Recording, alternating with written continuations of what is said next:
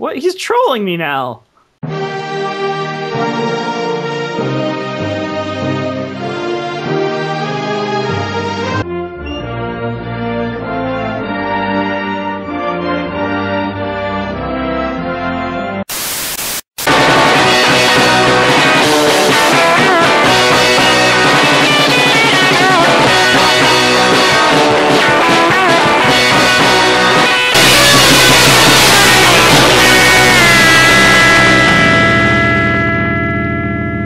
Hello, proud Rambosian citizens. We call you together to celebrate the Rambosian Independence Day, when we escaped from the tyranny of Bob Saget and his ilk, and his Lieutenant Dave Coulier. Welcome to John Rambo Presents the show. I'm OJ, and with me as always is the man himself, the leader of the Rambosia, the mastermind behind it all, the one who will forever stay ballsy in our hearts and minds, John Rambo. Yes, I am here. Hello. And I'm OJ. You just came up with that on this right now. Everything but you gave me the idea for the I gave you independence kind of part. I told you 2 seconds ago, like you're doing the intro. You're like, what I am? Yeah, I thought I was doing episode 42. Even though I told you this morning that you were doing it today. Dude, oh my gosh, dude, don't. This morning didn't happen. Hold on, I'm trying to compliment you. Hold on. I'm sorry. So then you're like, he's like, I'm gonna ad lib something. So I'm like, all right, just say something about how it's Rambosian Independence Day, and then he just came up with like a whole thing. Very talented man. Hey, I took your cue, man. You gave me the ball, I just ran with it. That's why you're here. Thank you. To make me look better. Yes? So last week on the show, we were joined by the ever mighty Howard. He interviewed us. Oh, he was amazing. Did a very good job in questions provided by the Rambosia. Mm-hmm. We learned so much about you, OJ. We learned so many things about you. The audience knows everything about you now. I'm sorry? Something wrong with that. I don't know. This is the sort of knowledge that drives men mad. If you don't know what I'm talking about, read some H.P. Lovecraft. Okay. So I actually looked through the questions afterwards. Yeah. You weren't supposed to look through the questions, but I looked at them after the interview. It was okay. Hacks. Looks like there's a few that came in late, like during the show, and then there's a few that we didn't get to last week. So I'm actually going to hold on to all those questions. So if you sent one in last week and we didn't answer your question, don't go crazy. Don't attack us. We didn't mean it. You know, we're not bad guys. Yeah, we love you.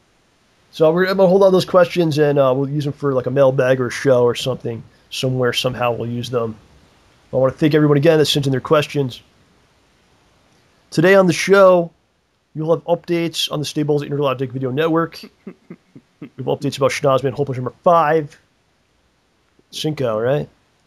Yes. We'll have updates on the Great Saget War of 2012. Things are heating up. You know about this? I've heard tales from the front lines. Front lines of Twitter. Mm. There's an assault going on. We'll talk about that. I will have my spoiler-free thoughts on Spider-Man, the movie. Since OJ did not see it, he did not do his homework, he did not see Spider-Man. I had friends over who refused to see the movie because they're strange. All right. And yesterday was the Independence Day of the United States of America. God bless America. Very important day in our history. To help us celebrate the birthday of this great nation, we are extremely honored to be joined once again by a man that's been in MacGyver, he's been in Star Trek Voyager, Warcraft, just about everything ever. He's in there in some way, it seems like.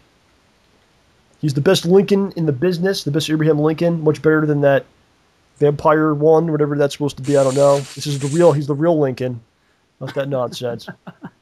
Today on the show, the great Ed Trotta returns to us. Yes! I love that. I love the last time we talked to him, the interview we did with him.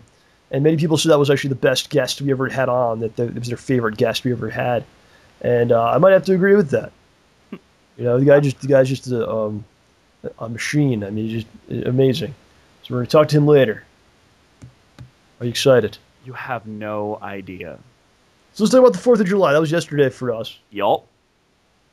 I had an awesome day. Oh, did you? What did you do? I sat around, ate hot dogs. I actually barbecued. Oh, nice. You did the cooking? I did the hot dog cooking. Nice. That's a boar's head hot dogs. Is the best kind you can get. Now, how do you like to cook the hot dogs? That's a moment. That's a bone of contention among some people. It's not so much how I do it. I don't really have like a special method. What I like to do is I like compliment the dog with like condiments. I do a cheese on the roll. Huh? I do various things on top of the hot dog. Sometimes tomato. Sometimes you put cheese over it. You do a little chili on it. I do all kinds of things like that. It's not so much the dog itself. It's how I dress the dog that I'm a master of. Well, my question to you, sir, is do you prefer hot dogs to... How much char do you like on your hot dog? I'm probably close to being blackened. I don't know. I feel like it gives a little more flavor. But like I said, though, it's not for me. It's not so much the dog. It's what I kind of accompany it with. Oh, okay. A little jalapeno. You can do all kinds of things. So you really relish making hot dogs? Sauerkraut, the relish, as you tried to make a terrible joke with, yes. So that was that, and everybody enjoyed that. And over on the lake over here, where people have seen me doing things on the lake, when I make my Ramborgian declarations. They had an incredible fireworks show. It's probably one of the best fireworks shows you can go to in the United States. Wow. And I say this because it's a fairly small community. So you go, and it's like, there's not that many people. You can move around, talk to people, you can do all kinds of things. And what happened is there's this dude that lives somewhere on this lake, and he's a multimillionaire, right? Yeah. He had a $30,000 fireworks display. Holy pants. On by a professional team of dudes. Okay? And it's for the people that live on the lake. And this is going on in like the middle. And then on the other side of the lake, there's people doing their own show. And there's another one, there's like four corners, right? And there's like three different shows going on at the same time. One being this like, $1,000 show. And it's incredible. Wow. And the side of the lake that I live on, no one did anything with the fireworks. We just watched the other sides. They used to do stuff on our side, but I guess... we're kind of like the lower class citizens, but we just kind of watch. But well, we had a few people who would... No, we never did that, no. But it's like going to like the, I don't know, what's a big fireworks display? The Macy's fireworks or something? Is that something? Yeah, that's one. That's a... It's like going to that, but with like no one there. It's like a private show. Nice deal. And I could walk there from my house. So it was a great time. And on top of that, in the middle of it, a thunderstorm happened. It starts pouring, right? But no one cares. It's hot, so it's kind of cool. There's lightning going off in the midst of the fireworks. It was unbelievable. Shock and awe. It was like nature's own fireworks going on. It was chiming in. He's like, you call that fireworks? Here's a 10,000 degrees. Bam, right at you. So I had a great day, and it was a fitting tribute to the nation. So I had a great time. It's pretty sweet. Yes. What happened to you? Well, as it turns out, yesterday is one of my friend's birthdays. So the night before, I called the ice cream store where a friend of mine works and ordered an ice cream pie. I ordered a mint one. Because I thought, okay, yay, ice cream pie, hooray. And then I realized, wait a second, what if not everyone likes mint? Well, I already ordered the pie, and it was too late now. So I went to the store, and then I made 2 more ice cream pies, one with Oreos and one with peanut butter. Brought 3 ice cream pies to my friend's house, and we just went to town. It was great. Ice cream pie. Yeah, dude. Graham cracker crust in one, Oreo crust in the other. You hang out with Chap yesterday or what? Oh, Chap came with us. There was a bunch of us there at my friend's house. We basically hung out. His dad and mom cooked all day. They made really good kielbasa. Then we talked about Tenacious D because it was on our minds after kielbasa. And but after that, a bunch of us, we got a call from my friend Pete's mom who said, hey, you guys want to come hang out with us? We're going to go see the fireworks in the city from our penthouse apartment on Riverside Boulevard. Okay, yeah, let's do that. So we caught a train to the city. To film this. I wasn't going to be able to bring my camera and do all that nonsense. I got a couple photos, but... Yeah. Yeah, dude, so we ended up going all the way to the top to this penthouse apartment and just watched the fireworks over the river. And nice. It was really sweet. I mean, it was interesting because we were we were a group of 4 20-somethings. Everyone else there was Pete's sister and her husband were, a little bit older. Everyone else, you know, they're like our parents' age, and we're just there hanging out with them, watching the fireworks, talking about stuff. You're all drunk, weren't you? No, I had one glass of wine, but that was it. That's good. Yeah, it was a lot of Well, fun. sounds like you had an excellent day. Yeah, I mean, it would have been cool if we could have hung out at the barbecue, but I'm still satisfied with my goings on. It was a lot of fun. Did you hear about the San Diego fireworks? Yeah. You've heard about this? It's like the story of the day. Yeah. I guess we're talking about it because I brought it up. Basically, in San Diego, they planned this huge fireworks display, as most cities do. It was supposed to be like a 25-minute show. Mm-hmm. And something happened where all the fireworks went off at the same time. And it turned into a 19-second show. It's not as exciting as you'd imagine. Yeah, but some people said it was actually the best fireworks show they ever saw. Because it was just completely crazy? Apparently, that's what I've read. There was several people there. They said it was the best thing they ever saw. You know, like the whole city shook and like it looked like it was daytime. Wow. Well, that's a lot of explosives, man. Yeah, well, here's what I'll say. When we were watching the fireworks, my friend's family turned on the TV behind us. So in the front were the actual fireworks, and behind us was the fireworks on TV. Watching this on YouTube, watching this even in high definition, doesn't compare to being there. So maybe if you were there to feel the shock to smell the fire and the chemicals and everything, the saltpeter in the air, that must have been wonderful. If you yourself were lit on fire. Well, you know what they say, John. Ran. You know what they say, John, right? If you build a man a fire, he'll be warm for a night. But if you set a man on fire, he'll be warm for the rest of his life. Yes. Deep. I didn't even follow any of that. Oh. Anyway. Well, I'm sure you'll listen to it 12 more times while editing, so. Right. That's true. Well, anyway, happy birthday to the USA. Certainly love our country. America, America, this is you. Done a lot of great things.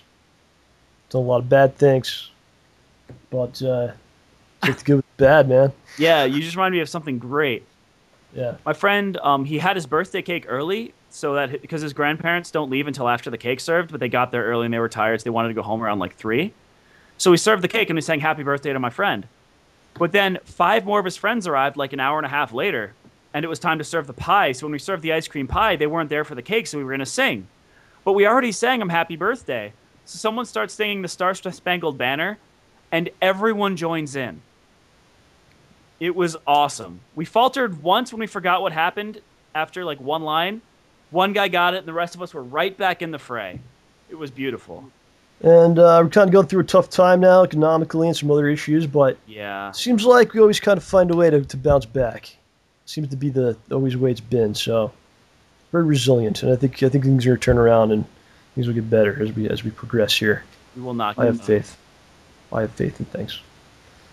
Let's talk about the StayBallsy Intergalactic Video Network. Obviously, what's keeping America going. Woohoo! Well, I don't know about that, but it's keeping us going. We keep America running. So we do have some new members. Some people joined over the past week. Several people. A few that I missed from last week, which I'll come back to now. Oh, no. YouTube.com/DamnedDynamicDuo have joined the network. Congratulations. YouTube.com/Steve04785. We have the man with green socks. He's in the network now. The Hopeful Musician. Hopeful Musician is a cool guy. Sent me a couple messages. That sounds happy. He plays some music really well. He does some Guns N' Roses songs on his guitar. It was cool. The Insanely Epic Man. I actually missed him last week. I apologize. I got you this week, sir. He does some interesting things. He reads books. He does live monologues kind of thing. Huh. Yeah, it's pretty cool. Of course, Honored Villager. Our friend Honored Village is his channel. And CyberDemon531. He's in the network. CyberDemon will return to the show next week. He'll be back on the show. It's always a pleasure to talk to him. Yes. We're talking about America, a real American right there. Hardcore. A true American hero. Down to his feet, to his teeth. That's right. So, those are the new members of the network. If I missed anyone, please let me know. I'm doing this on top of 100 other things, so sometimes there's human error and I miss somebody, but it's important. And, of course, if you'd like to join, you can join. You just got to put write that you're a StayBallsy Network, StayBallsy Intergalactic Video Network member or director on your channel or in your videos, wherever you prefer, somewhere, so we can all identify each other. We are one. We are one group, one army, right? Yes, sir. So people might be like, well, what's the big deal? You're gonna, what are you gonna do? Say their names, and you write it in the description of the video as well. But big deal. There's more to it than that, sir. That's what I say to you. You should know to expect more from John Rambo. So we've been talking about our upcoming website, StayBallsy.com, which we've been working on quite a bit. This is how it's going to work, my friends. On this website, I will be featuring videos from those that are members of the Intergalactic Video Network. Well, what does this mean? If you're a member of the network, you can say, John, I made this video. I think it's really good. I'd like you to put it on the site. By the way, I'm a member of the network. What I will then do is I could take it and embed it on the page on the website.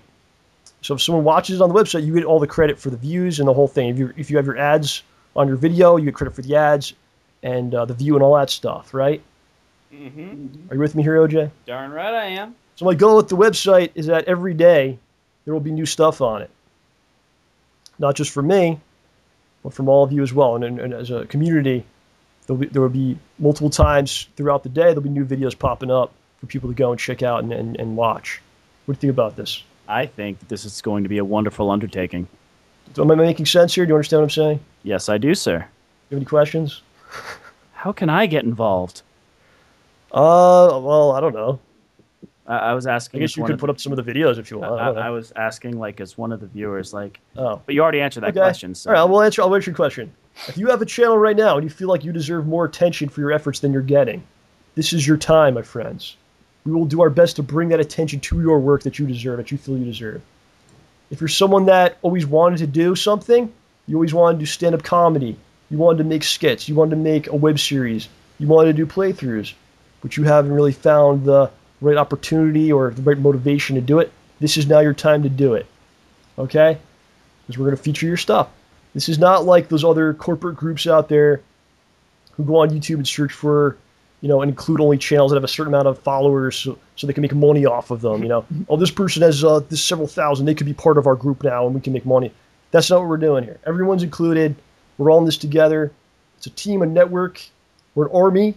We are friends, Let's do this. Together we're going to create something special. And together we'll entertain the masses together. And so continue to let us know that you've joined the StayBallsy Intergalactic Video Network, that you'd like to join. Continue to make some good content. And when we launch, it's probably going to be I'm thinking early August, like the first week of August. That's what I'm hoping for. We will take over. We're taking over together. It begins now. So that's pretty much it. Start getting your stuff together, and we're going to do it. I look forward to this. I want to see what you guys have come up with. Yeah, man. That's going to be great. It's going to be a lot of fun. So we're preparing the mentioned website. We are going to, it's going to be kind of a little bit of a drought as far as uploads go for the next couple weeks because of the website, because we're building that. Yep. And also because we've actually begun the insane process that will eventually bring us Schnoz Manhole Punch, the Justice Lease number 5. The takes a lot of time. Justice Lease. It takes a lot of time, as you know, sir. Yes. So OJ actually, what do you say here? You cut the ribbon. You actually begun filming, and I was not part of this because I was not needed. I was getting some photos and audio, yeah. But you've begun the process. It's going to continue the next couple weekends with you and me going crazy. Yup. And it's really become the focus here. And it's pretty crazy because I actually listened to one of the shows where we first talked about it. Mm-hmm. Because I was doing something for the site where I wanted that audio, and I was like, in that audio I was listening to, I'm like, yeah, there'll be 2 episodes a month. What happened was initially it was just supposed to be you and me in the apartment talking about stuff. That was the whole show. That's it. That's all it was ever supposed to be. And they just kind of grew, and it grew, and now it's just the point where it's completely insane. There's stuff now that I question if we could even possibly do it, but we're planning on doing some of this stuff. Yeah, it's our original idea was just, well, people have a lot of problems, especially with their roommates. Well, what if their roommates you know, well, we've seen one roommate who's kind of obsessive compulsively neat, and the other guy was a little bit of a slob. But what if one of them's this like wannabe self-righteous superhero guy, and the other one just is the most jaded mother zicker on the planet? Yeah, but it's supposed to be them just talking, and then Yeah, what? it's become. How do they just interact? kind of like. Yeah, but it's just turned into something a lot better and a lot bigger than that. Oh And that's yeah, cool, no, yeah, man. that's what I'm saying. And it's just kind of we're just kind of flowing with it. It's like we don't even have control over this anymore. It has No, control over us. my gosh, Schnozman and Hole Punch are writing our lives. Yes, but this one, I think it's gonna be. I'm really proud of the script, and As if you we actually should do all the things that are written, it's gonna be pretty good. Even if we don't, it'll still be pretty sweet. It's got various locations. It's got some action stuff. You learn a lot more about Hole Punch. You learn a lot more about Schnozman, which is a lot of people wanted. For good reason. So I'm pretty happy with this. I'm excited to get to work on it. So it's gonna be a little bit of a drought as far as uploads go, but hopefully all be worth it, and you'll enjoy what we put out. So. Or Hole Punch might be checking you out for being a villain. Oh really? No, he's not vindictive like that. And I know what are you doing. But I'm really enjoying doing it. It's really just become the focus of everything. Yeah, it's surprising. We thought, oh, we'll just do this, and then it took. It's basically just because of the feedback we got from it was so good. Yeah, it was. That's like, oh man, I want to do everything I can to make this as great as possible now. Yeah, we can't do this half-assed or anything. We've got to go. Another thing, another reason why it's taking so long is we're not filming it all at once. Mm-hmm. We're doing one, and then we'll come back to it from the next one. And it's slow, but there's so much to learn. Like as we always talked about, we never did any of this stuff before this. Yeah, you compare episode 1 to episode 4 or 3. Right, we're getting better as we go because we can look at it and go, okay, what can we do better? So that's part of it also. We kind of we're going really slow, so we learn and make sure we figure out how to do everything properly before we, do the next episode. Yeah, so. It's like an iterative process. We just go through it every time, and we learn a little bit more. We do it a little bit different. We do it a little bit better. Right. Well, ideally. Learning as we go. Bill Nye would be proud, even though it's not by science. Let's talk about Bob Saget. Yes. There's been a war raging on Twitter. There's one man that kind of has taken the lead here. His name's Charles Mooney. We actually met him at Too Many Games. Yeah. And he's taken it upon himself to just basically harass Bob Saget and tell him to please come on the show. Oh my gosh. Several people are doing, but he actually is taking this to another level. What he's done, you can find him on Twitter it's at Mooney_C is actually his name. He's done this whole series of tweets where he's saying, Bob, you have two choices. And he gives you two choices, one being like a very undesirable choice. And the other one not doing the show. And the second I get it. Do the show.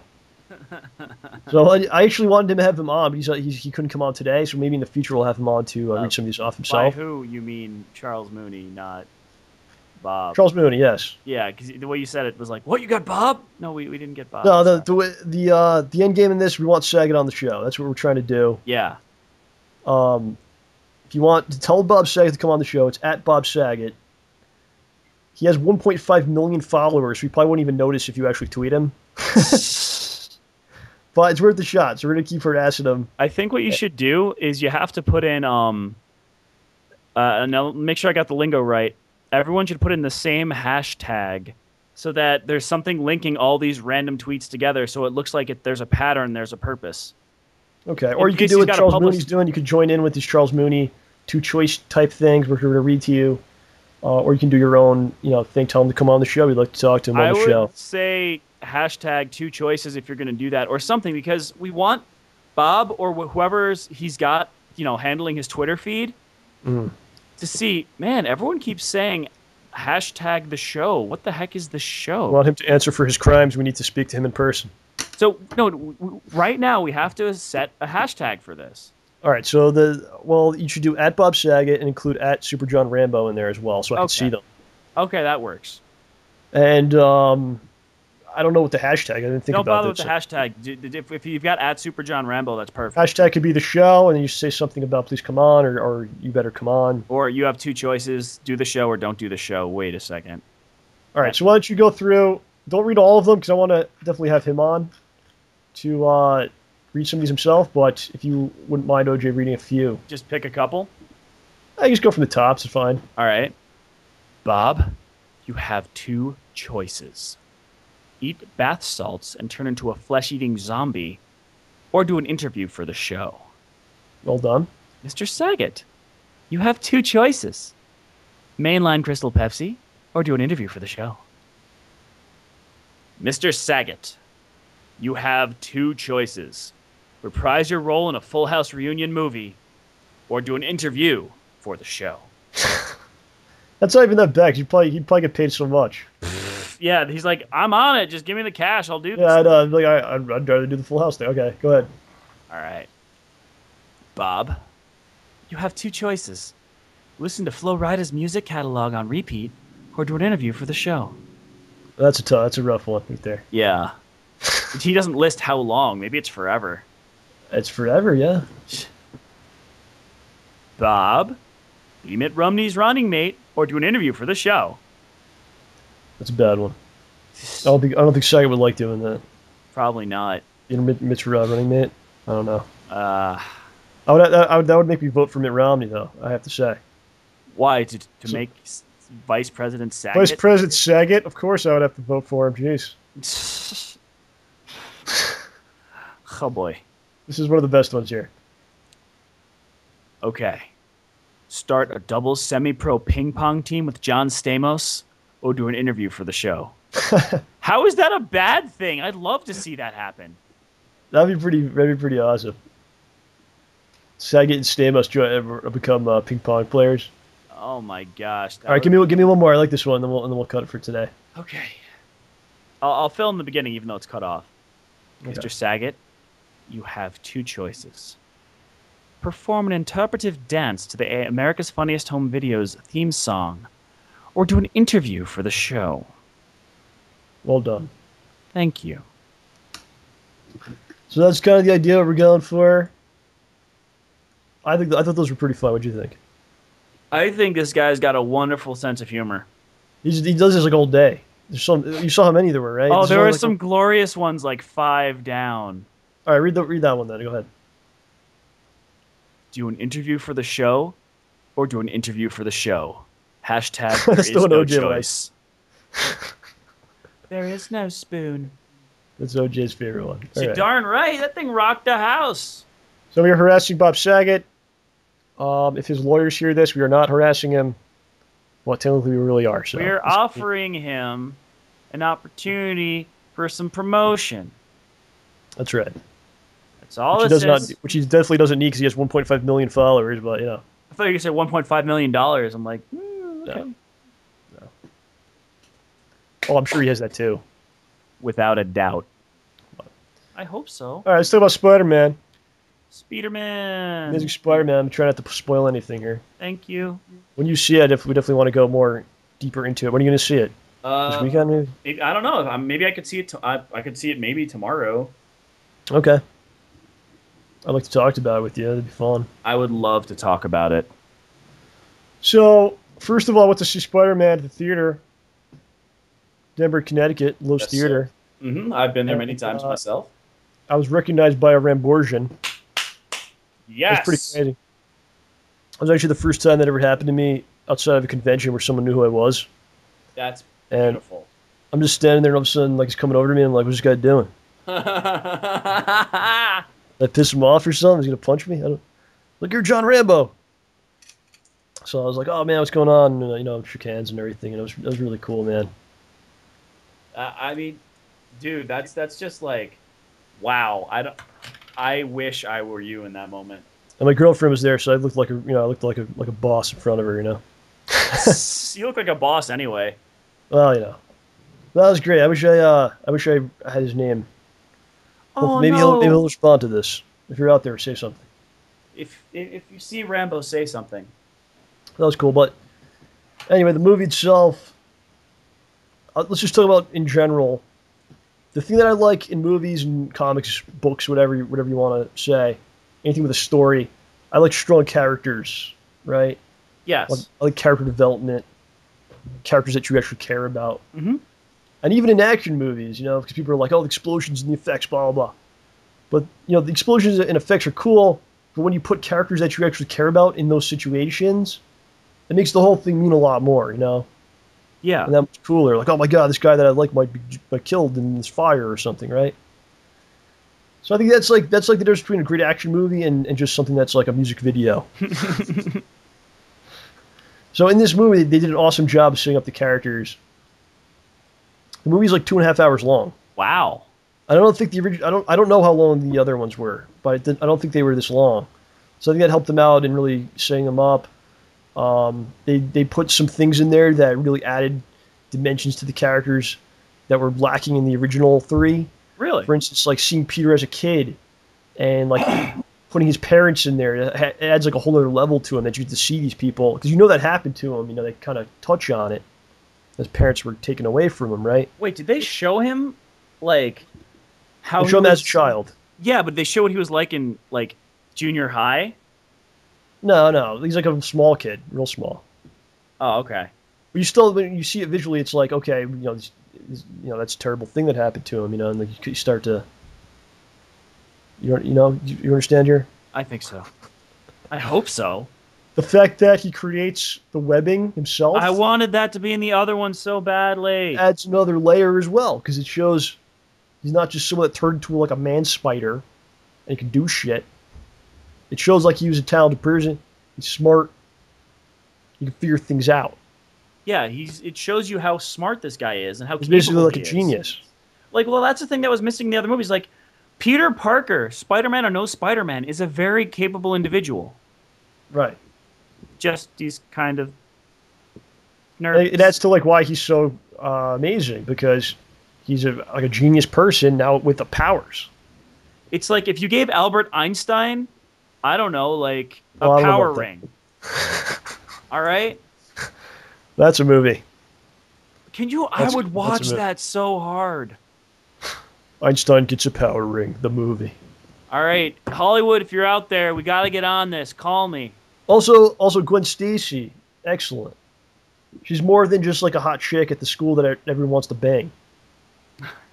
Which is essentially what Mary Jane was, right? I mean... Yeah, pretty much. Like, Gwen and Peter have things in common in this movie, so it's almost like they're a believable item. Like, they would actually, like, okay, that's why they like each other. Right? Yeah, there's something there. There's something there that you're like, okay, that's why they're things in common, and then that's why. Instead of just like, she's my hot neighbor. I always thought it was the girl next door. Right. So that was good, and there was a lot of unresolved things at the end that you got the sense they only scratched the surface with all this. And they're making a sequel? Well, there's gonna be like 5 of these things. Sweet. You know what's funny about this, man? I was like wondering about it when I got home because you were talking about like Chap and IMDb and all that stuff. Huh? Basically, our friend Chap, who was Gaseous Snake, he's on IMDb now, which is not easy to do. You get like a credit from like the studio or something, right? It's really tough. Right. So I'm like, all right, let me check these. Let me check out these actors. So the dude that played Spider-Man, he's playing like a 17-year-old or something. Hmm? He's the same age as me. Wow. I thought that was pretty cool. No way. I was like, whoa. That must be hard for him to be like, you're act like you're in high school again. Well, wasn't that like the entire plot of 21 Jump Street and Never Been Kissed? Well, that was the point of the movie, though, that he actually wasn't that age. Yeah. Or 21 Jump Street's like he's not. You're talking about the original show? You're talking about, I didn't see the movie. So I didn't see the movie. I just thought it was about 2 cops who pretend they're in high school. Yeah, but that's different. That's a different role, though. You're not actually playing a teenager. You're playing someone that's pretending to be a teenager. Yeah, but you're pretending to be someone that's pretending to be a teenager. Yeah, but it's the same general thing. It has to be believable that you're that young. And the same with Never Been Kissed. Yeah, I guess. Which is something I watched at my cousin's house because we were bored. Well, so I'm sorry, move on. I watched it this morning. That's so ruthless. Well, I really liked the movie. I thought it was the best Spider-Man movie they've made. And that's not a knock on like Toby or anything like that. Like this should be better because you have those other ones to look back on. Yeah, everything that come on, Spider-Man was the first comic book movie that really took everything to the next level, right? Or was it X-Men? Spider-Man was right? First. I think X-Men was first. Yeah. Spider-Man was when I think it really clicked for everyone, though. Yeah, the thing with Spider-Man, they had to build it from the ground up. Like the only thing they had to go on was There was like a crappy Spider-Man TV show in like the 70s. An Italian Spider-Man, don't forget that. Yeah, or And Japanese yeah, Spider-Man. he has a mech. Yeah. But then they pretty much had to create the whole thing, like how he's gonna move and all that stuff, and so this should be better. They should be able to go look back on it and improve things and change things. So Well, they had an opportunity. I mean, yeah. this is fresh in everyone's minds. What did people dislike about the first three? The first two were fine. They're not bad. The third one's not good. Well, I mean, did people say, man, Peter Parker's cool, but I wish he built his own web shooters? And then, well, let's have him build his own web shooters. The characters are just better defined. It's more realistic in a lot of ways too, even though there's a giant lizard guy. But it just seems more steeped in reality and like it's like mutations and genetics and things that could possibly science and stuff. This could be. I thought it was really well done. And people were knocking it like, do we need another Spider-Man? Are they just doing this because Batman's coming out and then are they just cashing in? It's only been a couple of like 5 years since the last one. Blah blah blah. But you know what? The movie's really good. I actually want to see it another time. Good. And I probably liked it just as much as Avengers, honestly. Wow, that's high praise. Yes. Peter was great. I mean, they made him. He's like a badass at the same time as being, how he's supposed to be. I can't really explain it. He's got like a dark side to him. That's kind of cool. Well, I mean, he's just getting out of high school, right? Yes. Yeah. He's still in high school. He's still in the high school. Oh, he's still, dude. High schoolers, man. If you're bullied in high school, you got a dark streak somewhere in you, buddy. Yeah, just like you. What? Okay. The other thing I want to say, and I definitely want to talk about more once OJ watches the movie. Yeah. Stan Lee is basically God. He is God because he created a universe. He gave life to a universe. He is a God, right? Well, considering we're out of thunder by now, probably go for it. Is that the definition of what that means? I guess. Yeah. I mean, what he created is incredible. It's been, emulated and copied and inspired things and has done so much. And he along with, a lot of the other guys before him, obviously, but they really created like the American mythology. I've read things about this before, like people said this before. It isn't like someone coming up with. Where you have like this mythology for like, the Romans and the Greek gods and all that stuff. Yeah. This is like the American mythology, the Spider-Man, the Batman, all that stuff. These iconic figures everyone recognizes. That will live forever, really. Like Spider-Man, why would Spider-Man ever not be a popular thing? I don't see why that could ever happen. Like imagine this dude creates something that will be popular forever. It's that good. Dude, people still think about Hercules, man. Exactly, yeah. So that's what I'm saying. I'm agreeing with you and providing another example. It's amazing. You sound like you're disagreeing with me. No. I know that shit. The Odyssey is people are still thinking about that stuff, man. And like this, you're right. This is our equivalent. This is our, what we're putting down for literature for the future. That dude's Stan Lee's probably one of the people I respect the most. And not just because of his speech in Mallrats. Oh, he was excellent in Mallrats, but that was glorious. Even without that, he's still Stan Lee. Yeah. So that's it. Go see the movie, John. All right. I guess we'll do comments. All right. Well, I got something quick I want to throw. All right, go ahead. Here. Sure. So, a friend of mine at work, who's a pretty funny fellow, said, "Hey, man, can you check out a website for me?" I'm like, "Yeah, sure." He sends me a link to something that his brother made. I don't know if you guys are familiar with the party games Mafia or Are You a Werewolf? Basically, you get like 10 people together, and it's a lot of social engineering and voting on who dies and stuff, and trying to figure out who's the sneaky spy type person in the group. So this guy invented a game called Do Move Say. It's a card game for like 10 to 50 people, which has you wandering around a room being completely crazy, saying the same phrases over and over like an RPG character when you just keep mashing A and don't ever turn around. And I don't know, I just thought it looked like a really cool thing. He's got a Kickstarter going on right now. at a kickstarter.com/projects/vegent/do-move-say-0. So it's we'll include the if I don't know, maybe if we could put the link in the comments just because I think it's really cool. But I can if you give it to me. All right. And I'll say it slower. It's kickstarter.com/project/VIGENT/DO-move-say-0. Yeah, If you go I to that, know. does it explain what the thing is? Yeah, there's a video there. It's actually pretty funny. Even if you don't want to give the dude any money, just watch the video. His explanation of it had me cracking up at the office. I mean, at home. It was really funny. And I like these sort of party games where you get a bunch of people just being completely silly, throwing caution to the wind, having fun together. So this is the sort of game I enjoy. It's a lot of imagination, like a stupid duel, or we really didn't play test this at all. Just fun, silly stuff. So give it a look. He's trying to raise $15,000 by July 20th. So yeah, give it a shot. Just take a look at the video. I think it's funny. Kickstarter, huh? Yep. Some people are smart. Not you and me. We're just like, let's make a web series where we do everything with 2 people. We pay for everything too. That sounds great because we could totally do that. Well, we're kind of old school in our ways, but Yeah, what can I say? I mean, John, can this be our clerks? I said this last week. We like to do things the hard way. Yeah, I don't know. There's just a sense of accomplishment when you drag your face through the mud walking on your hands, and then you see everybody else walking upright, and you're like, we got this. Well, you know what, though? I think you have to kind of prove yourself first before you start doing stuff like, Kickstarter. That's how I look at it. Yeah. If you were like, we're doing a web series, people are like, what? You guys don't know how to do that. Well, that's the thing. I probably would have agreed with you. We didn't know what we were doing. But if we do something now, we have a much better idea.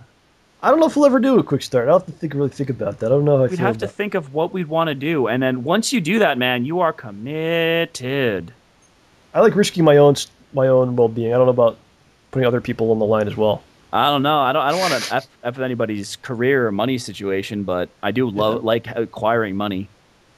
And having fun doing projects too. I thought you were against acquiring of money. That's what well, if I didn't, I'm against shamelessly acquiring money. I like doing fun things, and I like being able to pay for doing those fun things, like Schnozman and Hole Punch. Yes. So that's why. I mean, that's why we're doing this out Isn't of our own there certain, pockets. at the end, aren't you gonna be cool to be like, I financed this myself? Yeah, dude, that's gonna kick butt. Yeah, it's gonna be awesome. That's why this is so fun. And we've got you guys out there to watch it and tell us what you think and let us know what we're doing right and what we're doing wrong. That's right. And that's what happens, and that's why we love your comments, guys. All right, so what's your friends think? Say it one more time. All right. The website. The game is called Do Move Say. It is by Peter Vigent, and you can find it at kickstarter.com/VIGENT/DO-move-say-0. They can't give you an easier thing to work with on Kickstarter? What the heck is that? I don't know. That's pretty... Right. Why would he put all these hyphens in there? And why the 0 at the end, really? I don't know. Let's do the comments. All right. That's what I was getting at. Yes, sir. Our first comment comes from Gray1457. Since summer's here, what are some of your typical or not so typical events that you guys got up to together in the past in the summer? Stay ballsy. Stuff we did together? Yeah, I guess so. The summers I remember the most are probably before that, because, once I met you, I was 13, 14, so that was you have to go to work in the summer. Yeah, right? Oy. Well, let me say this, the summers I remember the most was being in junior high, around that age. Yeah. And then all the parents would go to work, in the morning, and all the kids would kind of be left alone where I lived. And it was the kids just kind of ran the neighborhood, and people went nuts and play, N64 all day and GoldenEye, and that was pretty much the game. Mortal Kombat, probably before that. Yeah. And then at night we play Manhunt. Yeah, we did that. Which is a game where it's basically hide and seek, but a little more intense. Because it's dark. And you're in the woods and stuff. That was always fun. And Yeah, had some good friends there. I don't know what those guys are doing, but it's probably like junior high before all the responsibilities kind of kicked in. You know? Yeah, I don't know, man. I remember just watching old like 70s and 80s episodes of Saturday Night Live and Price is Right and Kids in the Hall. But when I did stuff with people, oh gosh, what did we even do? We had water gun fights, went down to the pool. I mean, I remember with you, we went to the city a bunch of times, go to Chinatown Fair and whatnot. Yeah, we would always try to do stuff. We were working. You worked like where at the golf course or something, Yeah, I worked at a country club. and then I was doing. I don't even know. When you're a kid, like in the summer, man, the day seems so long, and the summer seems like it goes forever, and it was so cool, you know. Yeah, I gotta say, if I could go back in time right now, guys, kids, friends out there, when you have summers off and you're young enough to have summers off, Enjoy it. if you enjoy it, if you can find a hobby or something that's really fun, go for it. If I liked making candles back then and my mom trusted me with fire, I would totally, like, if I go back in time with what I know now, oh my gosh, I would be doing this garbage all day. Yeah, and Yeah, I always say like if you don't have to get a job, don't do it. as long as you do something with your time. Yeah, but that's the thing. Like I see kids like I have like younger cousins, and they're like in the summer, like, oh, it's boring. It's like, are you kidding me? You don't have to do anything. That's like a blessing. Yeah, well, that's what I'm telling you. Like, the kids You're gonna gotta. be working every day for the rest of your existence when you get to a certain age. Yup, So enjoy the downtime while you can. yup. So that's my advice. You're basically gonna be having to work forever. So if you don't have to work now, don't. Is this why some people say that youth is wasted on the youth? Because they don't understand what they Yeah. have? Yeah, I mean, you're learning that lesson now as you get older in life, I guess. All right. It's still a lesson for you now, you know. Yeah, seriously. I mean, It's not a lesson for me because I know everything, but well, yeah, obviously. it's a lesson for me too. I mean, yeah, you're only gonna get older, so So take the downtime while you can get it and don't freak yourself out. And if I you're guess- bored, find something fun. Or find someone who knows something fun. And then you found something fun and go have fun there's with always your fun friends. stuff going on out there. You just must look. Just go find it. Yes. All right. So our next comment, I love this name. It took me 30 seconds of reading it to be able to pronounce it properly. Mhm. Excess Teapot Tom says, "Hi John, what is your mic you use to record the show? Thank you. Hashtag StayBallsy." My mic is like it's terrible. It's Big smile emoticon. what? I forgot the big smiley emoticon. Oh, thank you for interrupting me to bring that in. You're welcome. Yeah, this mic I got like probably over 10 years ago. It was like $10. It's terrible. But it doesn't sound that bad because like we record with Skype. And Skype can only go so high in quality, so it's not like you need some kind of a crazy thing. Right? Yeah, I mean, I don't think that I sound that great compared to John. And I have. I think you do sound better than me. Well, I don't know. I don't know. I mean, I got this mic. I have an M Audio Producer USB microphone. I had a gift card to Best Buy from my cousin for $40, which was a pretty sweet deal. And this mic was there on sale for like 90 or 95, so I picked it up, and I'm pretty happy with it. I mean, it stands up. It's a condenser microphone on a tripod, so if you ever hear like a whumping sound, that's me knocking it over. But Your mic is really nice. I like it a lot. I think it does a pretty decent job. It sounds really good. So, even though I said what I said, like this thing, it actually, I should actually film my setup here because I think people would kind of find it kind of funny. My mic is like so small that I have to, I sit at a desk, right? Yes. I have to stack DVDs. No joke. You don't even know this, do you? No. I stack DVDs so I can put the mic on top of it. And the mic is broken. The stand is broken. Ah. So I have to kind of like position it in a certain way, and then I can it's up to my mouth with this huge stack of DVDs. For instance, right now, I have Superman Doomsday. I have Zack and Miri Make a Porno, X-Men 1.5, Nice. Tropic Thunder, Also nice. and Iron Man. Very good choices. So that's what I have to stack so I can actually. It's like the most bootleg thing ever. That's what I got. That's what I'm working with here. But like I said, I mean, Skype can only be so good, so it's just how it is. You don't need, it doesn't need to be anything crazy. No. I mean, I'd say, you know what? If you can get a decent cheap mic, get that first. And if you really enjoy what you're doing, if you want to do voiceovers or something, then go for something a little bit bigger. Yeah, I know if you want to invest in something maybe that has like the shield in front of it, so you don't get that like the P thing going. Yeah, and you got to watch out for plosions. Right. Plosions. Yeah, see, like you need that too. We should actually get like the same mic, I think. Oh, the foam cover. Yeah, we should maybe, I don't know. I'm thinking maybe the Christmas time I'll ask for a new mic. Cool. Kickstarter mics. All right. Well, also really fun audio program for free, Audacity. You can do a lot of fun stuff with it. Yes, I have Audacity as well. Yeah. Oh, and I record with Pamela. I like it.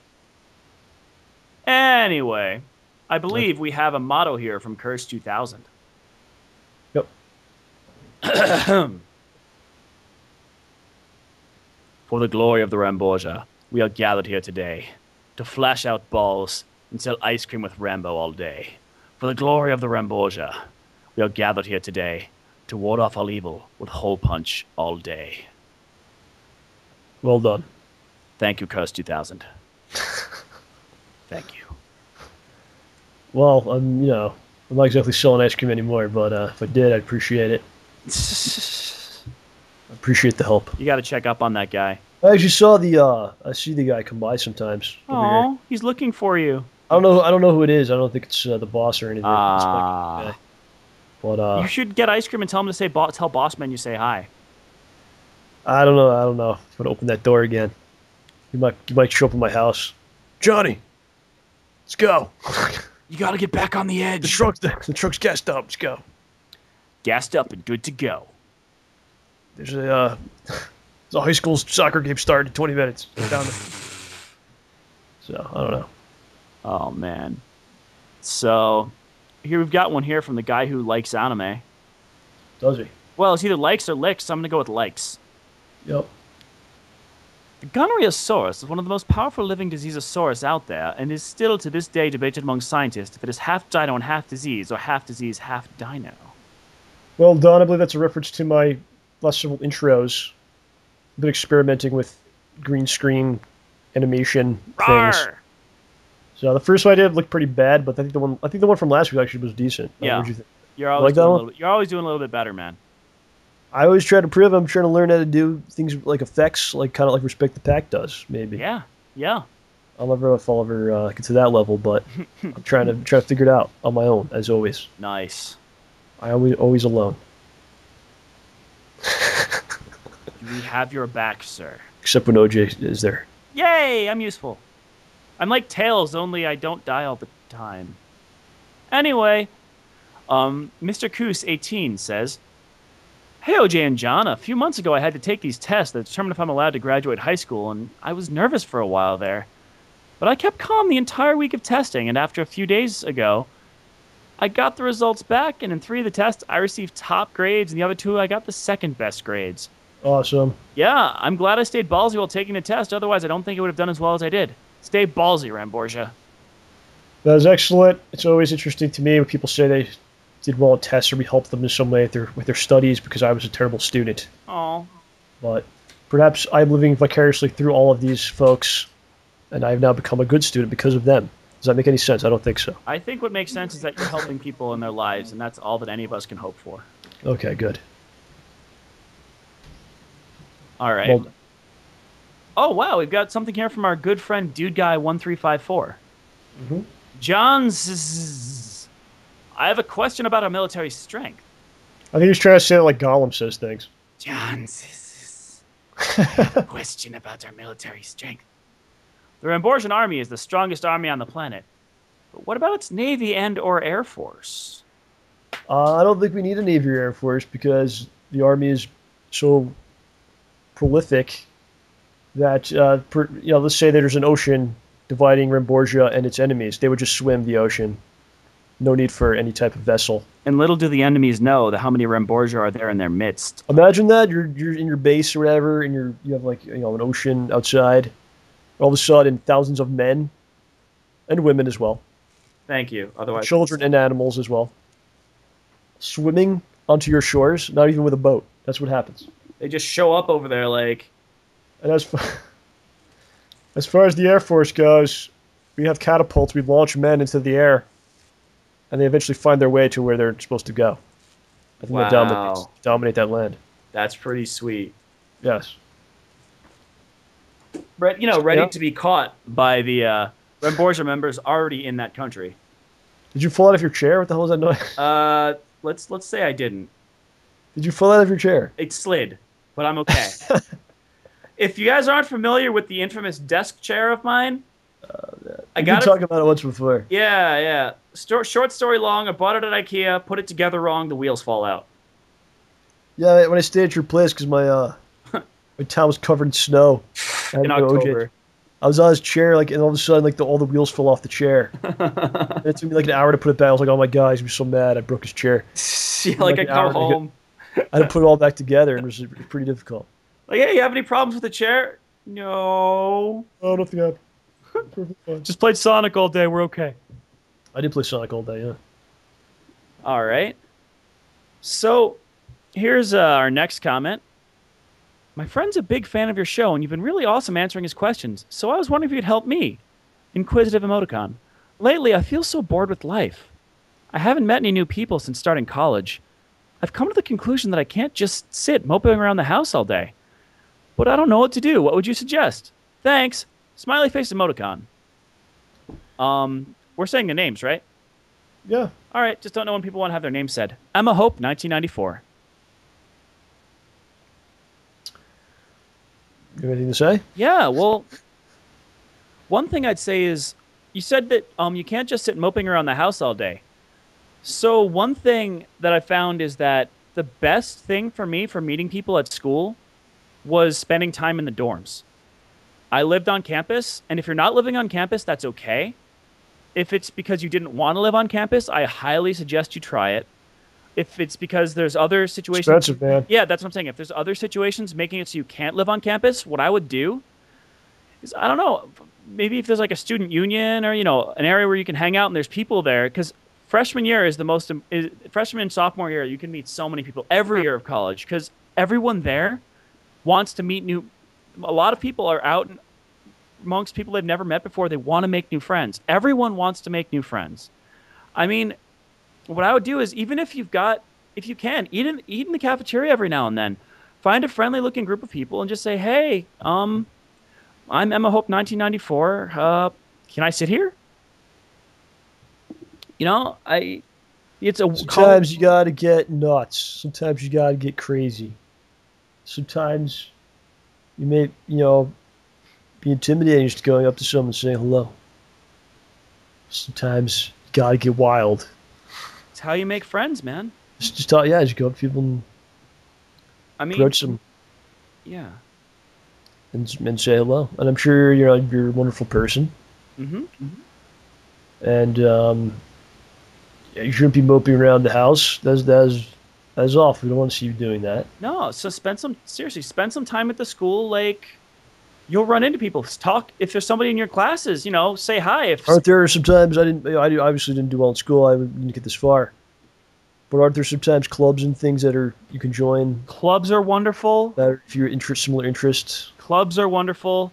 Even like workshops for classes are wonderful because you'll be there with other like-minded students and you can talk with them afterwards or beforehand while you're waiting for class to start. It's like, oh man, what'd you think of problem 37? Oh, that was so hard. I was trying to watch Super Robot Dragon Ball Q, and it was just, oh, you like Super Robot Dragon Ball Q too? Well, blah, blah, blah. Well, I'm a friend now, I guess the trick is just getting that initial It's not always an easy thing. No, it's not easy at all. Sometimes it seems like everyone else is friends and you're on your own. But that's the thing. I understand that. It was just as hard for everyone else too. Right. They'll be receptive. You just got to get the courage to go up there and say hi. Right. The clubs are great. A lot of my friends met through clubs. My friend Pete met my friends Viper, Vespa, everybody in that social group from joining the anime club at a local college. Just if you find a common interest, home in on that. You'll find people, and through them you'll find more people. You know, you just gotta Yeah, I mean, realize. like you said, moping around the house, it's not going to do anything for you. Like, even if it's not in your school, you know, I made a lot of friends. You know, I didn't even really go to college. I just met people all over the place just because I would go places that I wanted to go to and be places I wanted to be. And, you know, therefore those people that were there as well had similar interest. Like I would just go to the comic store every once in a while. There's people there that like comics. So I like comics, you know. Yeah. I would go to the arcade when they existed. They don't anymore. But those people like the same thing as me. You know, you just kind of meet people by being where you want to be. Yeah, like, and So, don't forget there's meetup groups. Like, I think meetup.com. I have friends who met some very, very close friends of theirs through that sort of thing. really. Yeah, I've met people through, apparently, half Well, I of gotta be my. careful. I don't want to see you doing Okay, anything okay, okay, okay. that's like, you know, that's Stick not with school safe. first, school clubs and stuff first. I'm just saying that some of my friends met each other by through a Dungeons and Dragons meetup, and then I met them through them. So I'd stick with the clubs at school, classes, workshops, the cafeteria. It's tough to get that first conversation going, but once you do, it's great. Yes. Everyone's in the same boat, man. Don't worry. They're all same situation as you are. All right, what do we got next? All right, this next one doesn't have a name, I think. All right, here we go. I've been a loyal member of the Ramborgia since the beginning, and I love what you do, and I was hoping for some of your great advice and wisdom. Over the past 9 months, my life has had a few bumps. I got laid off from 2 jobs. My parents split up Christmas Eve, and the girl of my dreams, who is also one of my best friends, moved out of state, and I haven't heard from her in weeks. I feel like everything is falling apart, and my StayBallsy attitude is fading. I'm stuck at home without a car during the day, and I feel trapped. I just don't know what to do to get out of the situation I'm stuck in. No job to get money for a car, no car to drive to get a job. I have to help my mom around here to keep things running, and one of the people I care about most is hundreds of miles away. The one thing helping me in my solitude is the show, and I did just get a new camera, so hopefully soon I can be a part of the StayBallsy Intergalactic Video Network. Well, I'll tell you right now, you already are a part of it. Mm. We're born into it, sir. Yeah, I think you nailed it at the end there. You know, you have to find something that is going to light your fire, that's going to turn you on. You know, and that's what you got to go with, and that's what's gonna save you. You know, that's what your Yes. motivating factor. So maybe it'll be something with the camera, maybe not, maybe it's something else. I don't know, but you have to figure out what that is. And I will say one thing: this is a very well written, thought out block of text right here. That shows, you know, some talent right there Yeah. in that, right? I can tell you right off the bat, you You got a know. good head on your shoulders already. Exactly. Because you're able to express a lot of emotion in concise, you know, way that makes sense. So that's my advice is to find something that's going to light your fire. And once you do that, everything else is going to fall into place. It's going to give you a goal. It's going to give you a sense of purpose. It's going to make you feel like you're working towards something. Um, and maybe, you know, maybe it is something with the camera, you know, find out. That's all you can do. All you can do is try shit. That's what I always say, Yeah, man. that's You can't always do things and you can't always accomplish things, but you can try shit. That's what you got to do. that's Yeah. all anyone can do. I mean, a lot of the things we said to the prior commenter can apply to you too. I mean, just you don't want to sit around moping. You want to, find a creative outlet or an outlet of some kind for yourself, and that'll just get you thinking. And if you found a hobby, then you're gonna have to leave the house to go do that stuff, and you're gonna think of things, and then maybe you'll think, oh, maybe I can do this or I can do that. Or You got to get angry. You know, I would say to both of you, within yourself, you know you're better than this. You know that you could accomplish great things. Hmm. You know that about yourself, and I believe that. So why are you sitting? Why are you moping around? Why are you sitting around while these other people are doing stuff? You know, and you're just as good, you're just as talented as anyone else that's out there. So why are you gonna allow yourself to be in that position? Get out there exactly. and show the world what you're capable of. You've already Take shown the bow us. before you. This is your Dominate. world. Take it. Exactly. We were here to help you any way we can. Mm-hmm. Let's continue, sir. All right, we got a comment here from GX Bling. Hey OJ, are you gonna have a booth or table at Otakon? I'll be attending and would be awesome to get a pic with you. Well, I will be attending definitely. Unfortunately, I couldn't get a booth this year, so I'll be wandering around. It'll be like Where's Waldo, but with a really nerdy guy. So When is this? Otakon, the convention When I'm is going. Oh, when is it? This is July 26th, 27th. No, 27th, 28th, and 29th. I wish I was going just to film. Ah, dude. But I'm pretty burnt out. I got other stuff to do. So Okay. I don't think I could do it, honestly. But yeah, so I will be there. You can find me. I'm going to be entering some art into the art show auction. So if anybody out there is curious about my candles, they will be in the art show. I don't know when, I don't know where, but they will be there. When do you find out? I get there with my art and some filled out paperwork. I give it to them, and I guess that determines when it shows up in the art show. Okay. But yeah, so dude, I would love to see you there. Someone else asked me the same question via YouTube message. I am terrible at responding to YouTube messages. I am behind by about 5 to 8 of them. That's because of your phone. You won't admit it.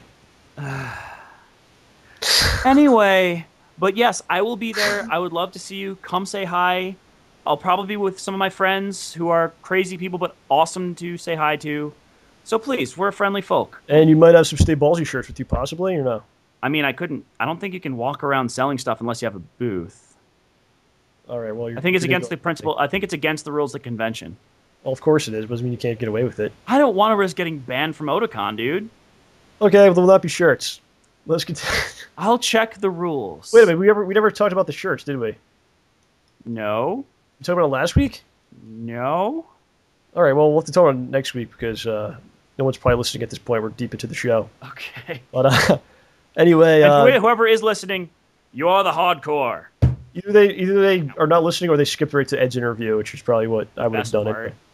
But basically, OJ has ordered the StayBallsy shirts.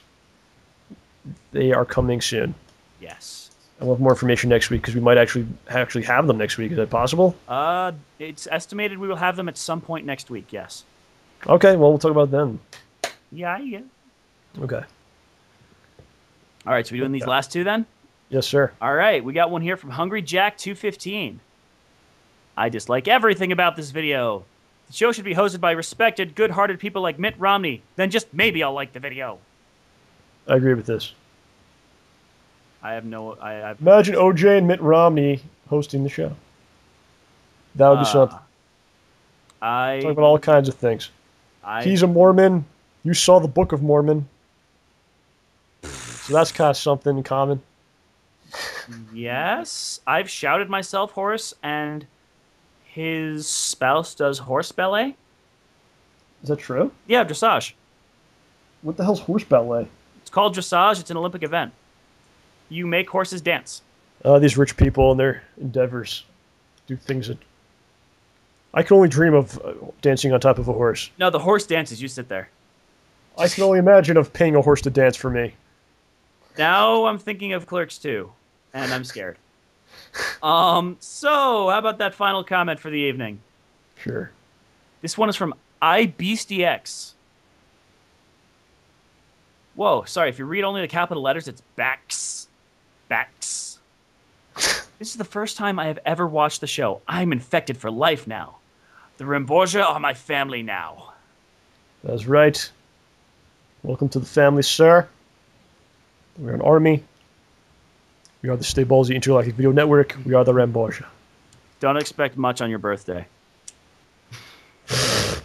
Sorry, OJ will be at your house on your birthday. I stole that from Gilbert. And he will have a horse dancing for you. While he is underneath the horse.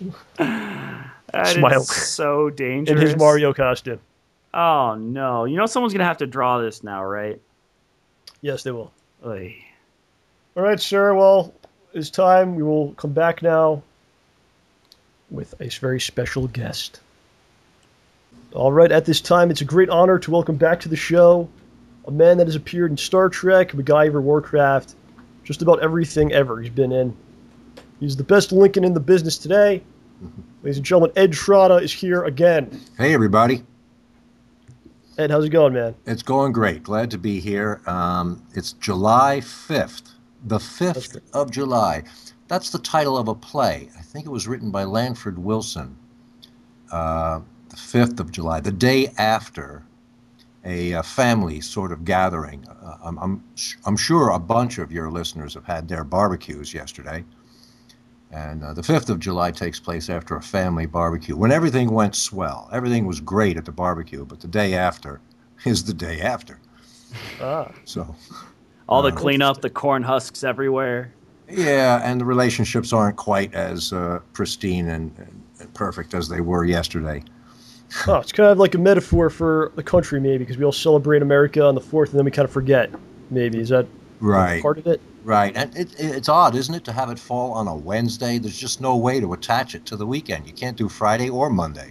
Yeah, it's a little strange. It's peculiar. It's like this week had 2 Thursdays, 2 Fridays, 2 Sundays, and 1 Saturday. It's very strange.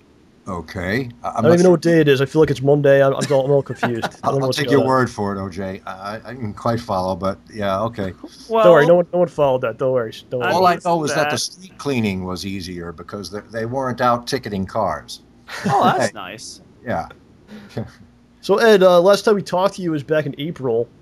Was it that long ago? Yeah. Was that long ago? Yeah. So how have you been since last time we've spoken? Oh, been great. Where have I been since then? I went to the East Coast for a while. Sister was having some post-op, was needing some post-op help. And I was glad to take the break because I'm from the East Coast. I'm from New York myself. And right on. My family is all scattered from New York up through Algonquin, Maine. So for me to visit my sister in New Hampshire gave me the chance to scout everybody. Right. And last week I spent a week in Northern California where my daughter goes to college at Sonoma State. And that was a glorious week. She was moving from one off-campus housing to another. So the whole week was cleaning and packing and moving and buying furniture and setting up her new room and a new house. And, you know, I actually had a great time. I had a blast with it, you know. That's cool. I was actually in LA a couple weeks ago. I should have... see if I could find you or something. You should definitely look me up when you're in town. Yeah. Yeah. I'd like to get back there soon. I had a good time. You know, mentioning that, your name popped up like 3 or 4 times in the last couple of hours on my monitor, just telling me that John Rambo is online. John Rambo is online. And just a couple of minutes ago it happened. And I thought maybe he's trying to call. See, I'm not jiggy with Skype and, well, with anything computer, really, to be honest with you. Well, you're doing better. You're doing better than last time. Because remember last time we were both sitting here for like an hour. We couldn't connect or find each other. Was that right? Oh. But this time you don't remember this? And then this time we just got right on with each other. So it seems like you're improving. Okay, good. Well, then progress is our most important product. So I have to say, last time you were on the show, a lot of our viewers said you were actually their favorite guest we've had on ever.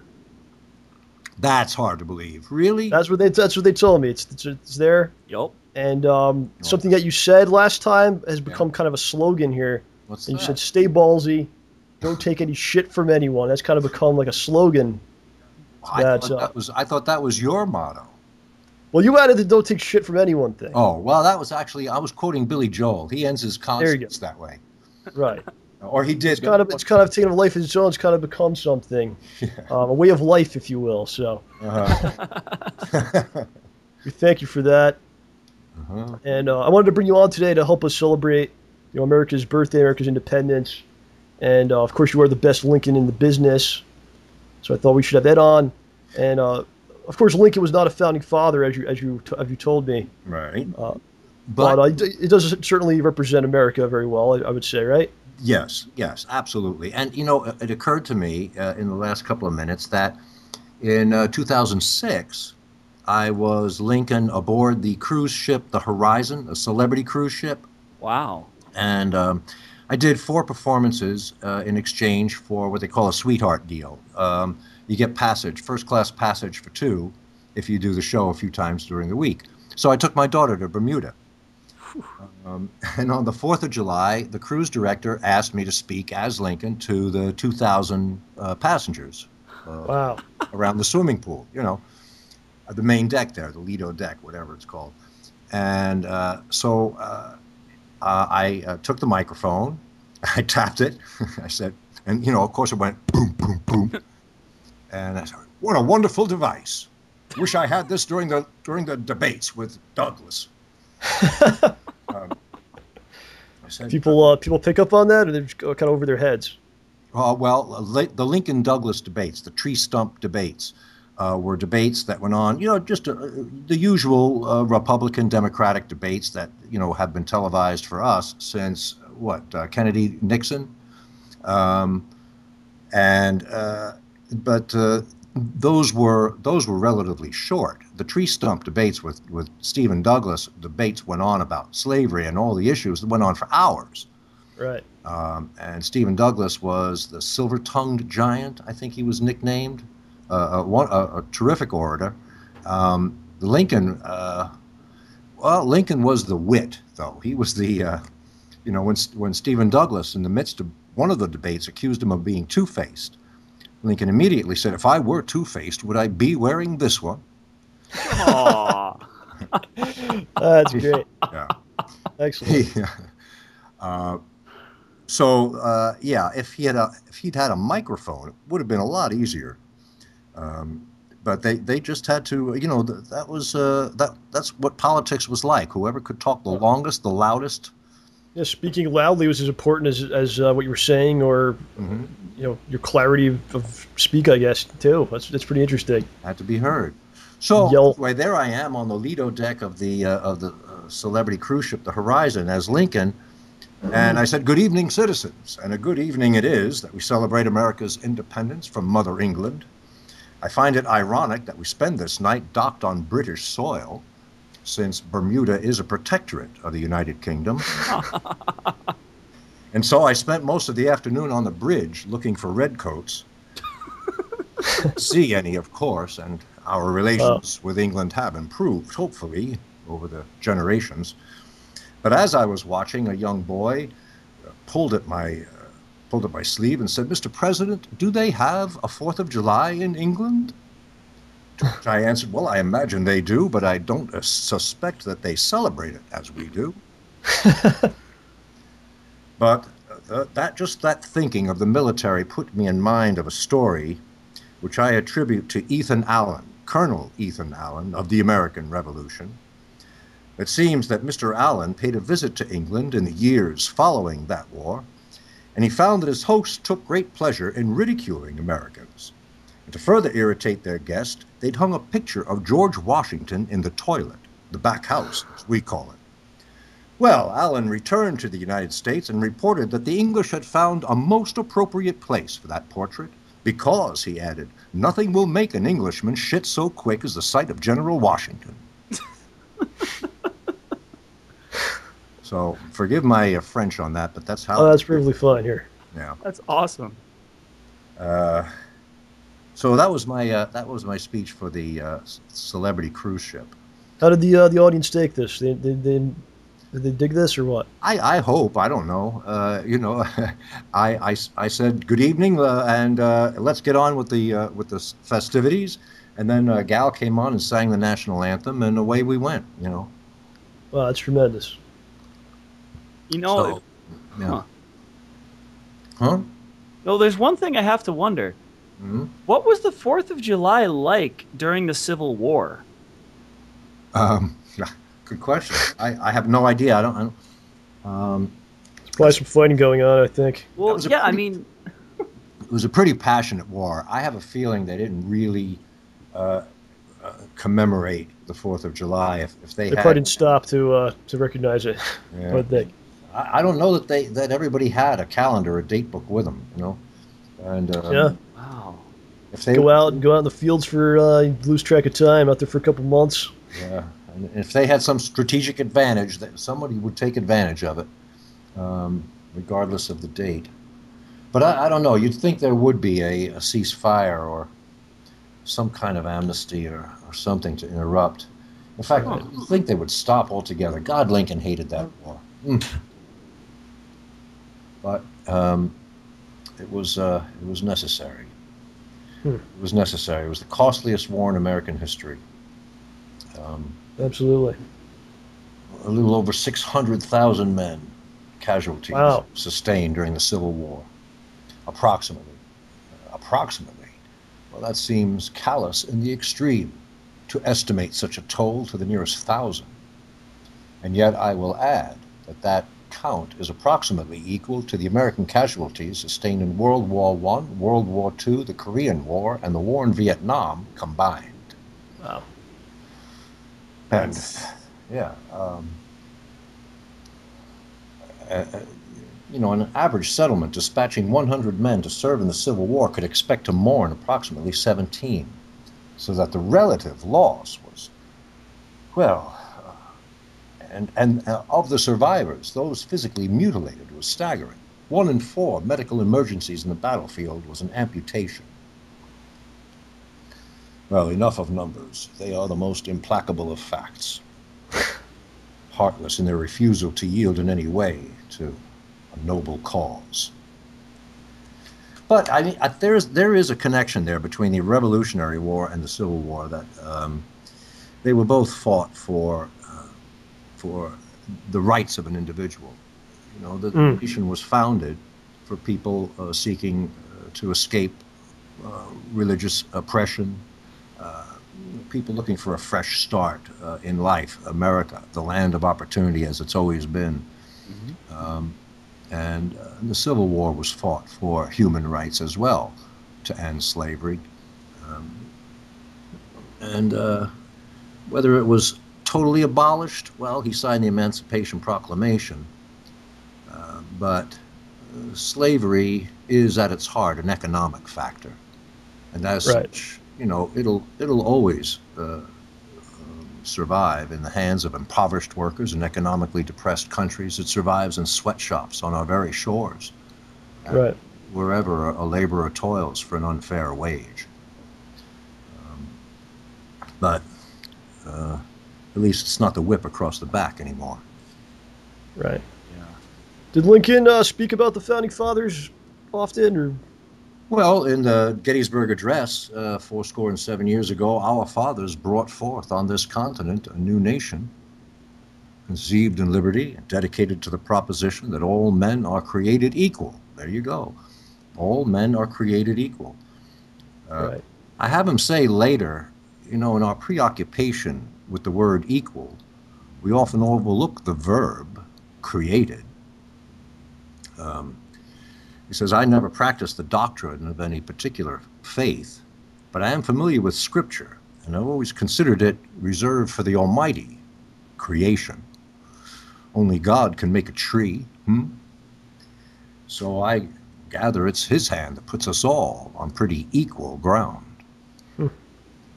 So that's sort of his answer to religion, as well as the principles behind slavery. Slavery itself wasn't so much his problem. He wasn't dead set against the Southern cousins who had slaves. He was more upset by the slave traders. Yeah. The people at auctions who sold human property, who went abroad and stole family members, separating them from each other and putting them into the bellies of ships for impossible journeys, which, if they survived, committed each to a life of servitude, never again to reap the benefits of their own labor, which is something essential to human dignity.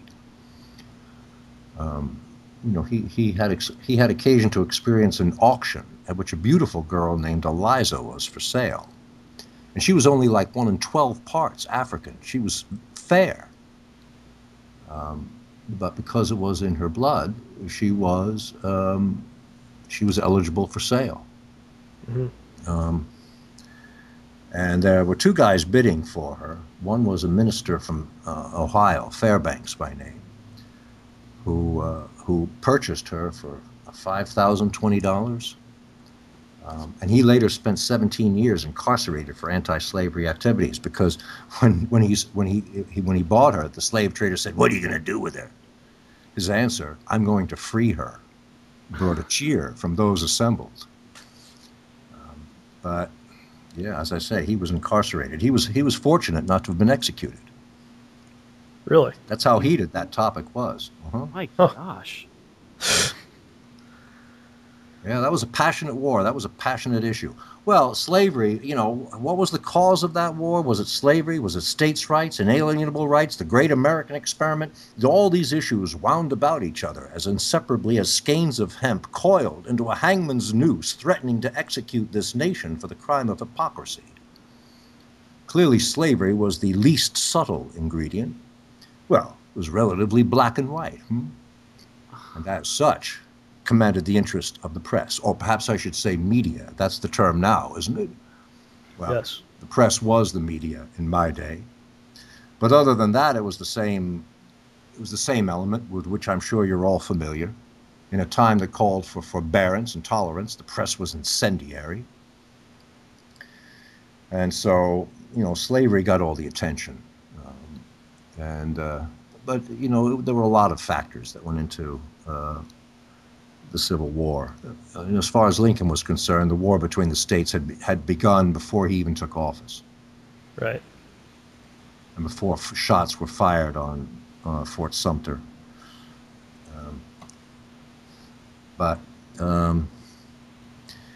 You know, as he pointed out in the Gettysburg Address, we have come to dedicate a portion of it, this battlefield, as a final resting place to those who here gave their lives that that nation might live. It is altogether proper and fitting that we do this, but in a larger sense, we cannot dedicate, we cannot consecrate, we cannot hallow this ground. The brave men, living and dead, who struggled here have consecrated it, far above our poor power to add or detract. The world will little note nor long remember what we say here, but can never forget what they did here. It is for us, the living, rather to be dedicated here to the unfinished work which they have thus far so nobly carried forth. It is for us, the living, to be dedicated to the great task remaining before us, and that from these honored dead we take increased devotion to that cause for which they here gave the last full measure of devotion, and that we here highly resolve that these dead shall not have died in vain, that this nation shall have a new birth of freedom, and that freedom of the people, by the people, for the people, shall not perish from the earth. That government of the people. So once you're committed to war, you got to see it through. Otherwise, the people who have died prior have done so for nothing. Right. It's heavy stuff right there. A little bit. Yeah, you want to lighten up? What do you want? No, I'm just thinking about it like I'm just going like, whoa. Yeah. It's heavy, but it's really inspiring at the same time. You know, it's amazing stuff. Well, Ed, you bring such a classiness to the show. It's unbelievable. Are you reciting a lot of this stuff? Is this all in your head? It's in my head, yeah. The Gettysburg Address is the only thing that I didn't write for that one-man show that I do, 2 miles a penny. Yeah, but you memorized the entire thing. Huh? But you basically memorized the entire address, right? Oh, of course. Yeah, that's the only part I struggle with because I didn't write it. Right. How do you go? Me and OJ, we try to do some acting. So maybe you can help us out. How do you go about memorizing all this dialogue and all of this stuff? Well, what's your process here? Yeah. What I tell people that when they say, "How do you memorize all those lines?" Well, first of all, that isn't generally considered a compliment to an actor. Because if it looks like I've memorized lines, then it's not coming across correctly. It obviously is coming out very extremely naturally. I don't mean it like that way. No, I know you didn't mean that. Okay. But if you said, here's what I say: if you said anything every day for 4 to 6 weeks, you would know it, no matter how long or short it was. The amount of dialogue isn't the point. It's the repetition and it's the sense, memory, and it's also a matter of logic. If you understand what you're saying, and you don't memorize lines by rote, that'll screw you up. To memorize the words. If you understand the logic, then That's the surest way to learn your lines, is to understand why you're saying them. And make the mental connections of this leads to that thought, leads to that thought. When I'm directing a play, I generally have the actors read a scene and then drop their scripts and then improvise the scene to see if they understand the basics of the scene, to see if they understand the dynamics, the intentions, whether they're being persuasive or demanding, or those different colors, and we do that a number of times, and it's amazing how quickly they can pick up their lines if they understand what they're saying. So that and repetition, saying it every day for 4 to 6 weeks, which is usually a rehearsal period, that'll do it. Well, what about some of the stuff that you can't quite memorize? Like, how do you get yourself emotionally prepared for a scene? Like, because sometimes I've seen people with this intensity that they just summon somehow. If that's what's called for, if that emotion, I have one moment as Lincoln where he's getting carried away with the topic of power, because power. I must make a note of that. There's nothing like power.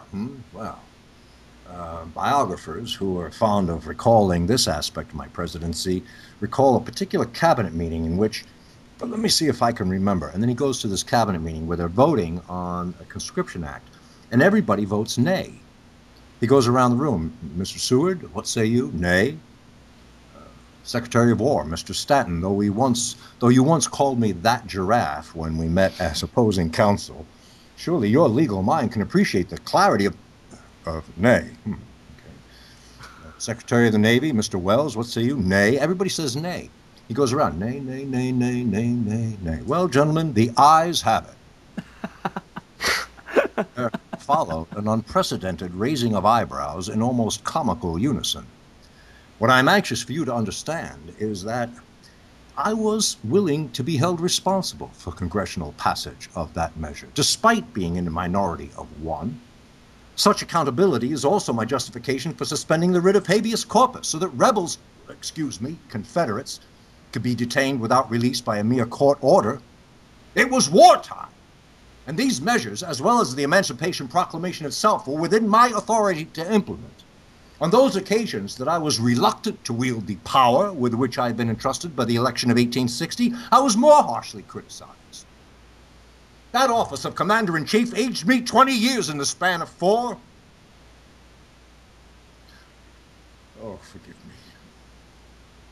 I speak as one who is not grateful for the opportunity to have served his nation. I ask that my last remark be stricken from the record.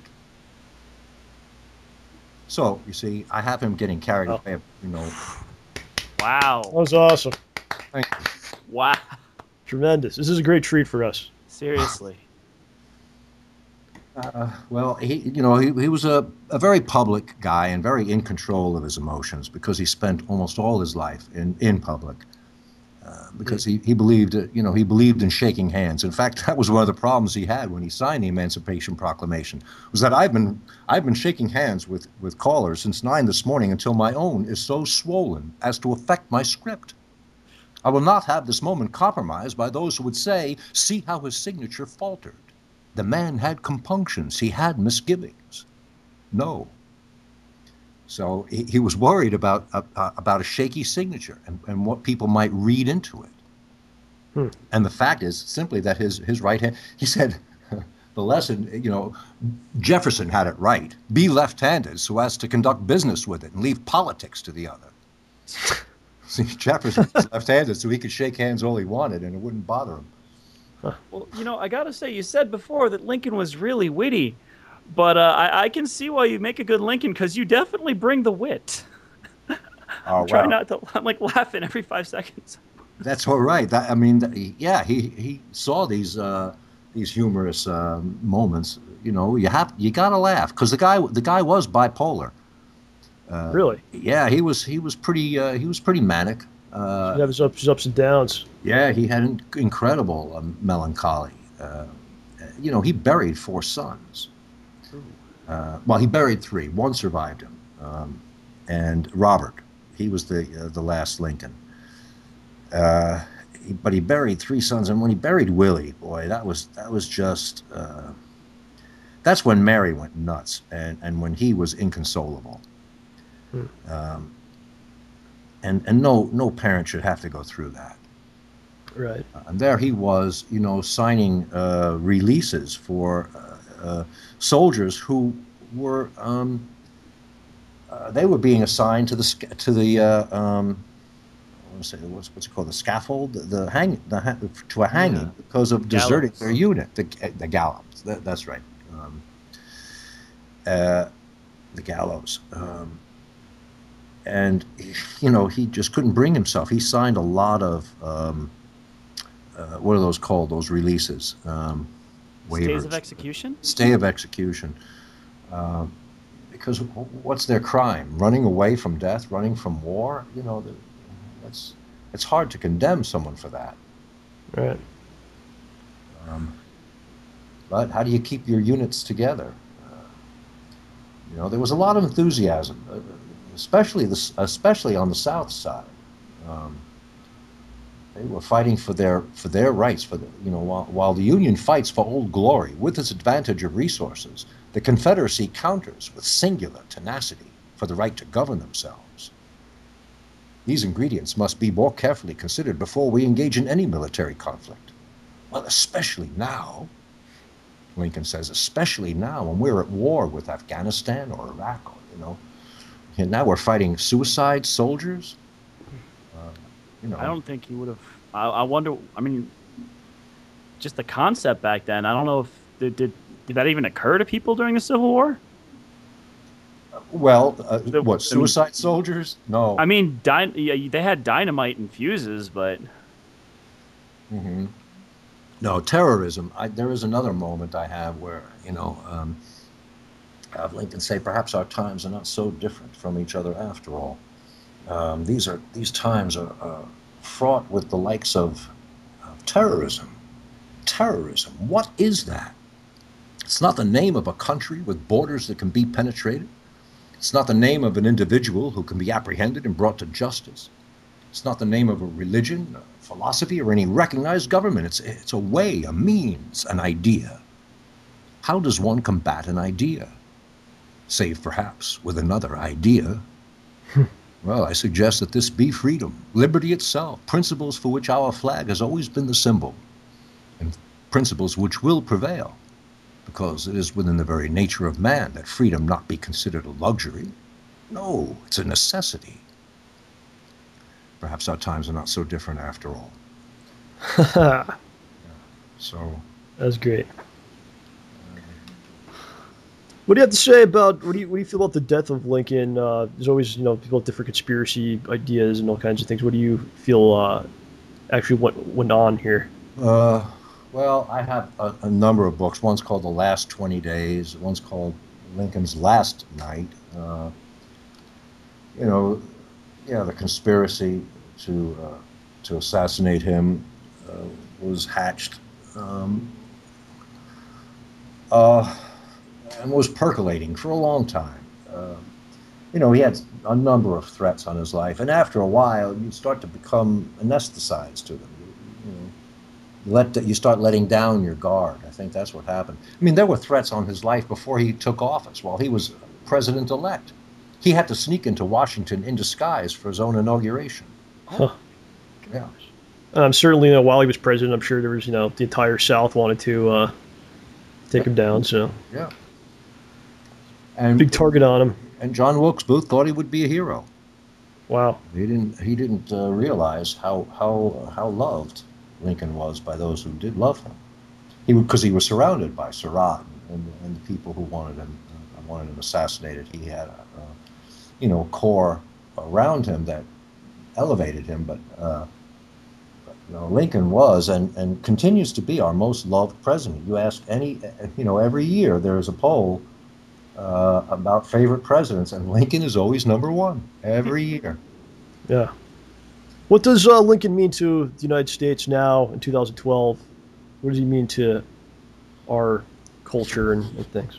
Well, I don't know. I close the show. You know, there's a running sort of tease that goes on because we start the show at the Lincoln Memorial, just so we establish the fact that he knows he's dead. And as they leave, he says, "But before we leave this monument, a final word. This monument is, among all those tributes which so honor me by bearing my likeness, without a doubt my absolute second favorite." Then with a wink, he says, "Come along then into the White House. And don't worry, if anyone asks, tell them you're with me." So we go into the White House and we go on. And then every once in a while, a different tribute with his face, like Mount Rushmore. Are there any takers that Rushmore actually tops that list? No? No. For one thing, that mole on my cheek is the size of a Volkswagen.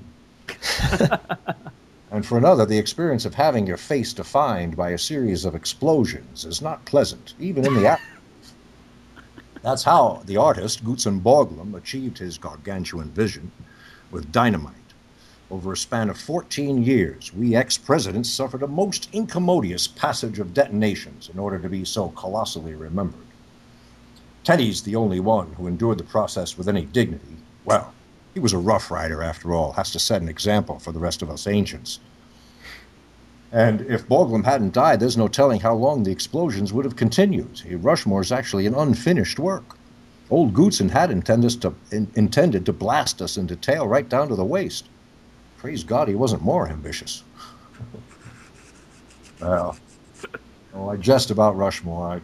But so he mentions Rushmore. Then he goes, and then he's talking about his time in New Salem when he was postmaster, and he says, "Oh, stamps. Yes, I've appeared on several, but I never included them on that list of favored tributes. The only requirement of being on a stamp is to belong to the ages. All you have to be is dead to be on a stamp, and then you find yourself in the company of flowers, movie stars, fruit." But at the very end, she said, and we come across the $5 bill. Actually, first it's the $2 bill. When the first paper currency was printed, it had Salmon P. Chase on the 1 and Lincoln on the 2. And Lincoln says, "Oh, just out of curiosity, how is it that you decided my face should grace the $2 bill?" "Oh," he said, "well, naturally I deferred to you as president to be on the bill of the greater denomination." "Ah, yes," and himself on that of the greater circulation. But in the end, he says, "So, there's just enough time to conclude our evening's entertainment by revealing my favorite tribute, as if you didn't know by now. The penny. Of course, the penny is the favorite. And this might answer your question about what does Lincoln mean now, because he lists these qualities, the penny, for its modesty as our base unit of currency, for its spirit in refusing to become obsolete, because there have been moves to curtail circulation of the penny, but it survives as dependable as taxes, for its good-naturedness, give a penny, take a penny, probably the kindest monetary exchange that exists, and yet profound as a symbol of the give and take that must needs be a part of any successful society.